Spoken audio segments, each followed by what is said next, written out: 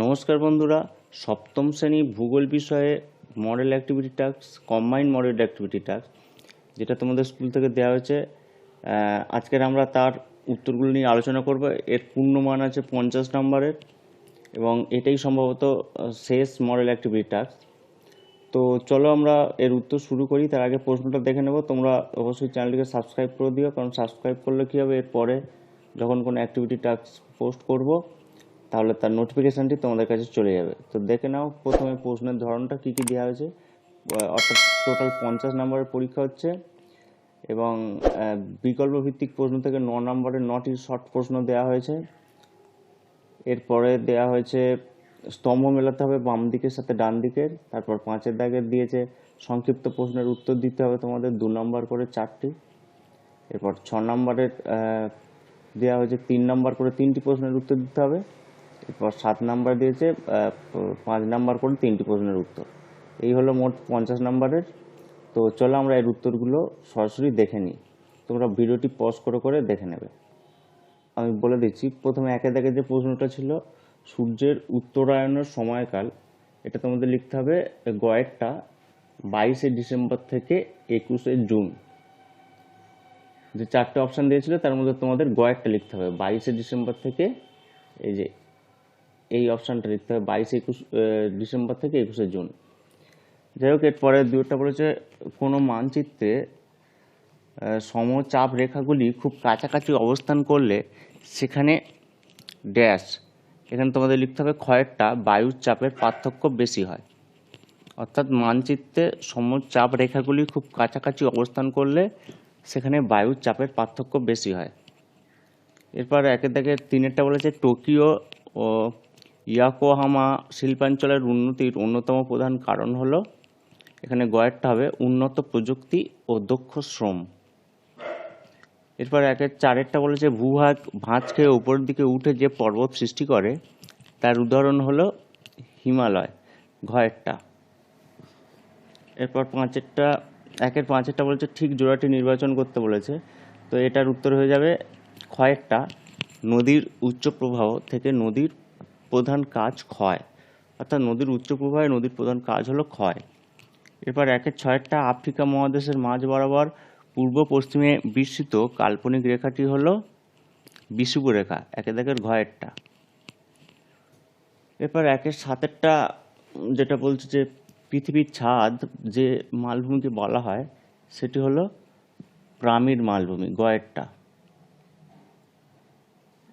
8-এর দাগেরটা যে শর্ট প্রশ্ন দেওয়া হয়েছে নদীর উচ্চ প্রবাহে আই আকৃতির উপত্যকা সৃষ্টির অন্যতম কারণ হলো, তোমাদের লিখতে হবে গয়েরটা নদীর নিম্ন ক্ষয়ের ক্ষমতা বেশি হওয়া। এরপর 9-এরটা বলেছে যে রূপান্তরিত শিলা বিভিন্ন সৌধ নির্মাণে কাজে লাগে তা হলো মার্বেল, ঘয়েরটা। এরপর 2-এর দাগের শূন্যস্থান পূরণ দিয়েছে। শূন্যস্থান পূরণটা আমরা দেখে নেব। নিরক্ষরেখা থেকে মেরুর দিকে অক্ষরেখার পরিধি ক্রমশ কমতে থাকে। তোমাদের ওই ড্যাশের জায়গায় 2-এর 1-এরটা লিখতে হবে কমতে থাকে। হলুদ করে আমি দেখিয়ে দিয়েছি, দেখবে এই যে হলুদ যে অংশটা, এটা ড্যাশ পূরণের এই জায়গাগুলো তোমরা পজ করে করে লিখতে শুরু করবে। তো বায়ুতে জলীয় বাষ্পের পরিমাণ কমে গেলে বায়ুর চাপ ড্যাশ পায়, বৃদ্ধি পায়। 2-এর দাগে 3-এরটা বলেছে এশিয়া মহাদেশের একটি উত্তর বাহিনী নদী হলো ড্যাশ, লেনা। এরপরে ঠিক ভুলটা লিখতে বলেছে, তাহলে আমরা দেখে নিই।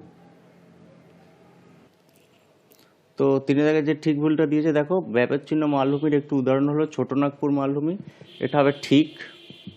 তোমাদের উত্তর লিখতে হবে ঠিক। 3-এর দাগে 2-এরটা বলেছে শীতল ও উষ্ণ জলবায়ুতে মাটি সৃষ্টি হতে বেশি সময় লাগে, এটাও ঠিক।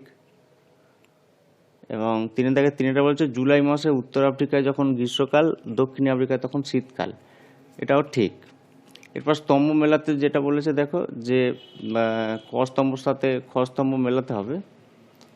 তো গ্রানাইট থেকে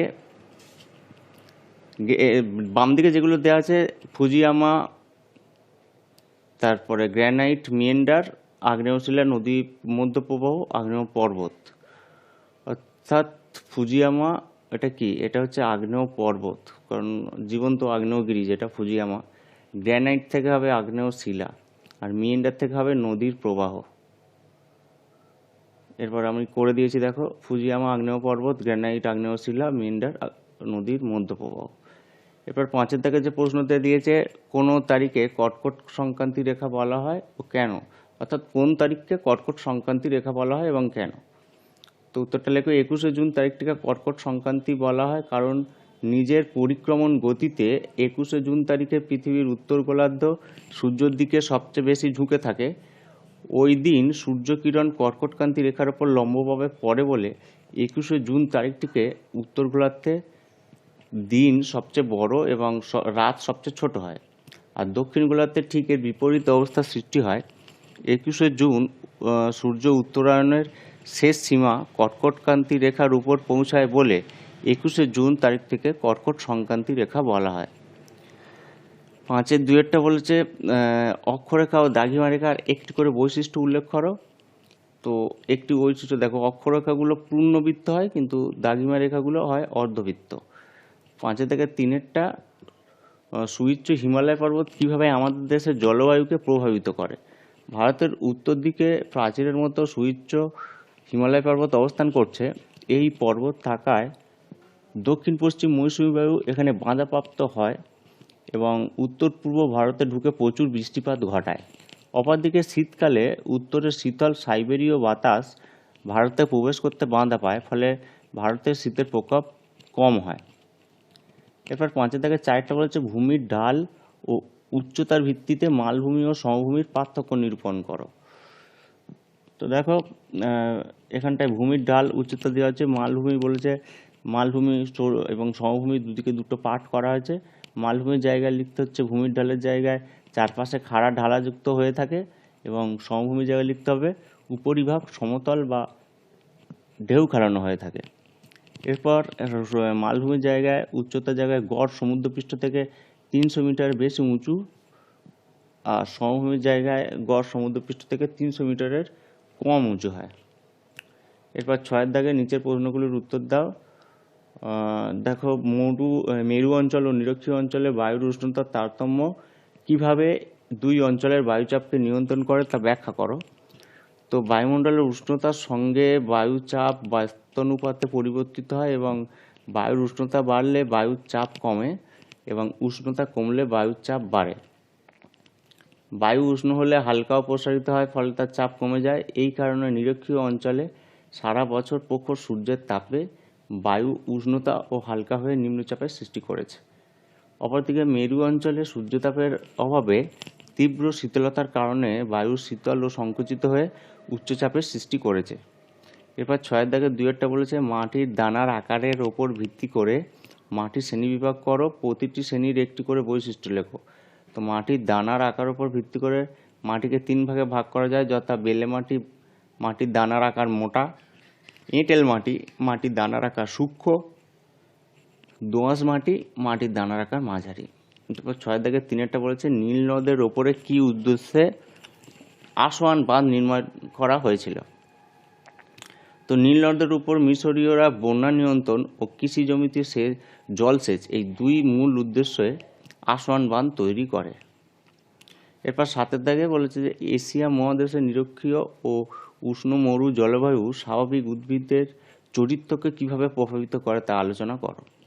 তো উত্তরটা আমি বলছি, দেখো, নিরক্ষীয় জলবায়ু ও স্বাভাবিক উদ্ভিদ, যেটা বলছে, এশিয়া মহাদেশের নিরক্ষরেখার কাছাকাছি 10 ডিগ্রি উত্তর অক্ষরেখা থেকে 10 ডিগ্রি দক্ষিণ অক্ষরেখার মধ্যে ইন্দোনেশিয়া, মালদ্বীপ, শ্রীলঙ্কা, সিঙ্গাপুর প্রভৃতি দেশে নিরক্ষীয় জলবায়ু দেখা যায়।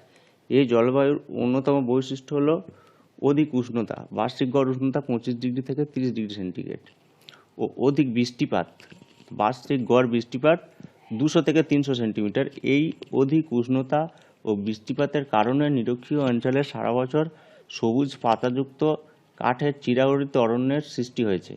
মেহগিনি, রোজউড, আয়রনউড, সেগুন, আবলুস, রবার, কোকো, সিনকোনা প্রভৃতি এই অরণ্যের প্রধান উদ্ভিদ।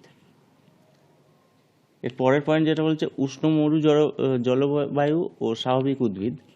এশিয়া মহাদেশের আরবের মরুভূমি ভারত ও পাকিস্তানের থর মরুভূমি, ইরাক, ইরান, কুয়েত প্রভৃতি দেশগুলোতে উষ্ণ মরু জলবায়ু দেখা যায়।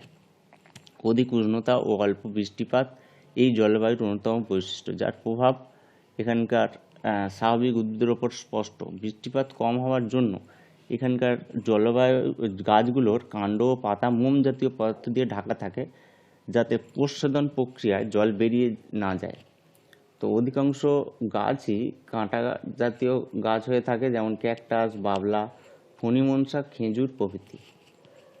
এবার সাথে দাগে 2-1টা বলেছে যে আফ্রিকা মহাদেশের নিরক্ষীয় অঞ্চল ও ভূমধ্যসাগর সংনিহিত অঞ্চলের স্বাভাবিক উদ্ভিদ কিভাবে জলবায়ু দ্বারা নিয়ন্ত্রিত হয়। উত্তরটা বলছি, নিরক্ষীয় অঞ্চল ও স্বাভাবিক উদ্ভিদ। আফ্রিকার নিরক্ষরেখার কাছাকাছি অঞ্চলে সারা বছর গরম, অর্থাৎ 27 ডিগ্রি সেন্টিগ্রেড মোট বৃষ্টিপাতের পরিমাণ থাকে 200 থেকে 250 সেন্টিমিটার। লম্ব সূর্যরাশি আর সারা বছর বৃষ্টিতে এখানে শক্ত কাঠের ঘন জঙ্গল সৃষ্টি হয়েছে। মেহগিনি, রোজউড, এবনি এই জঙ্গলের প্রধান গাছ। ঋতু পরিবর্তন না হওয়ায় এবং সারা বছর বৃষ্টিপাত হওয়ায় এখানকার গাছগুলোর পাতা সবুজ থাকে, তাই অরণ্যের নাম নিরক্ষীয় চিরসবুজ অরণ্য। এবার ভূমধ্যসাগরীয় অঞ্চল ও স্বাভাবিক উদ্ভিদ। আফ্রিকার একেবারে উত্তর পশ্চিম, দক্ষিণ পশ্চিম অংশে ভূমধ্যসাগরীয় জলবায়ু দেখা যায়। এই জলবায়ু অঞ্চলে শীতকালে বৃষ্টি হয়, সারা বছর 50 থেকে 100 সেন্টিমিটার বৃষ্টি হয়। গরমকালে বৃষ্টিহীন থাকে। বাষ্পমোচন রোধ করার জন্য গাছের পাতায় নরম মোমের আস্তরণ দেখা যায়। জলপাই, ওক, আখরোট, ডুমুর, কর্ক প্রভৃতি গাছগুলো এখানে জন্মায়। গরমকালে জলের সন্ধানে গাছের মূলগুলো অনেক গভীরে চলে যায়। এবার সাথে দেখে 3-টা বলছে মানুষের নানাবিধ ক্রিয়াকলাপ নদীর ওপর নেতিবাচক প্রভাব ফেলে, বক্তব্যটির যথার্থতা বিচার করো। তো উত্তরটা আমি বলছি, মানুষের জীবনের সঙ্গে নদীর সম্পর্ক অত্যন্ত নিবিড় হলেও মানুষের কিছু কিছু কাজ নদীর স্বাভাবিক ছন্দকে নষ্ট করে নদীর ওপর নেতিবাচক প্রভাব ফেলেছে। যেমন কৃষি ব্যবস্থার প্রসার, শিল্পায়ন, নগরায়ন ইত্যাদি নানাভাবে নদীকে প্রভাবিত করেছে। বন্যা নিয়ন্ত্রণের জন্য নদীর ওপর কৃত্রিম বাঁধ তৈরি করলে সাময়িক সুফল পাওয়া গেলেও শেষ পর্যন্ত তা ভয়াবহ বন্যারই কারণ হয়ে উঠেছে। একদিকে কৃষি জমি থেকে ধুয়ে আসা পলিতে নদীটি ক্রমশ ভরাট হচ্ছে, অন্যদিকে সেচের জলে যোগান দিতে নদী ক্রমশ শুকিয়ে যাচ্ছে। শহর, শিল্পাঞ্চলের বর্জ্য জল নদীতে অবাধে মিশে গিয়ে নদীর জল ক্রমশ বিষাক্ত হয়ে যাচ্ছে। এই সবশেষে বলা যায় মানুষের নানাবিধ ক্রিয়াকলাপ নদীর ওপর নেতিবাচক প্রভাব ফেলে, বক্তব্যটি যথার্থ। তো ভূগোল বিষয়ে সমস্ত উত্তর আমি বলে দিলাম 50 নম্বরে। তোমরা ভিডিওটি অবশ্যই পজ করে করে দেখে নিও এবং চ্যানেলটিকে অবশ্যই সাবস্ক্রাইব করে দিও। করে দিলে পরের অ্যাক্টিভিটি টাস্কটা তোমরা নোটিফিকেশান পেয়ে যাবে এবং দেখে নিও। আমি ভিডিওটি এখানেই শেষ করছি। সবাই খুব ভালো থেকো, ধন্যবাদ।